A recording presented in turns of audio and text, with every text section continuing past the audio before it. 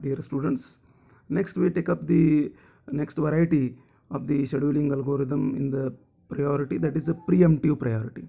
In the case of the preemptive, we are already aware of it. We just preempt the current executing process based upon the situation with respect to either the burst time or with respect to their arrival times, whatever the scenario is. Under this present case of the priority, as I just explained, we are looking at the priority of a one particular process altogether and then followed by its arrival time. Now, continuation with the same example, process P0 has arrived at the 0th second, so we start executing at the 0th, 0 to 1.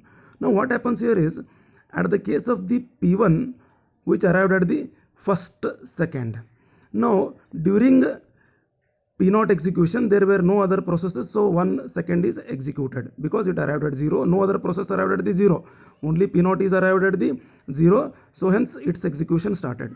Now when P0 executed for 1 second, suddenly P1 entered into the system. When P1 entered, see, look at its priority. Its priority is 4 against comparing with the P0 whose priority is 5.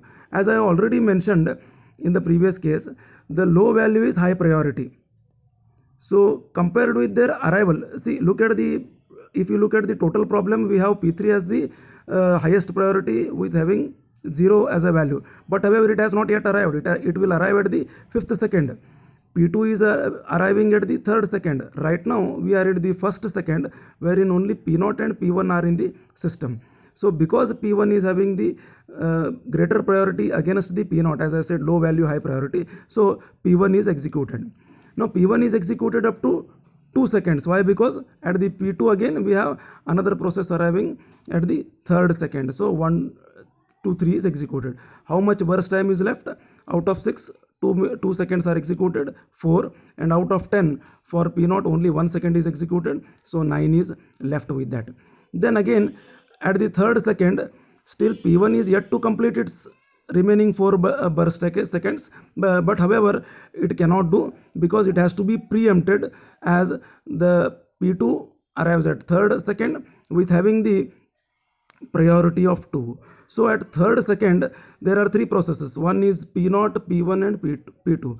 But among these 3, P2 is having the low value, hence it is having the high priority. So all other processes should wait for them, those who are in the system. So P2 finishes off its execution from 3 to 2, as its burst time is 2 seconds. So 3 to 5 it finishes up. At 5th second, P3 will arrive with having the highest priority among all these set, that is 0, as I already mentioned, low value high priority. So P0 P3 execution should be taken place at the highest priority, whose burst time is 4 seconds. So 5 plus 4 is 9. Then which are left out? P2 is already finished off, P3 just now finished. Then we left with the P1 and P0. Among them, P1 is having the high priority compared with the P0. So its remaining time is 4 seconds because 2 seconds is already executed during the P2 arrival process. So 4 is executed, so 9 plus 4 is 13. Then 9 seconds left with respect to the P1, which is executed at the last slot of the execution. So 13 plus 9 is 22.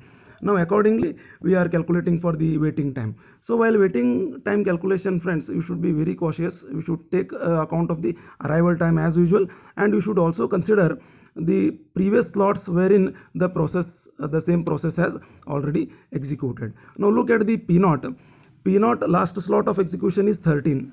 Fine, its arrival time is 0. So you cannot take directly 13 minus 0 because it has already executed 1 second of the slot previous. So 13 minus 1 minus 0 is 12. Its waiting time. Now look at the P1 now. You take up to the P1. When you are calculating P1, what is the last slot of execution? It is a 9.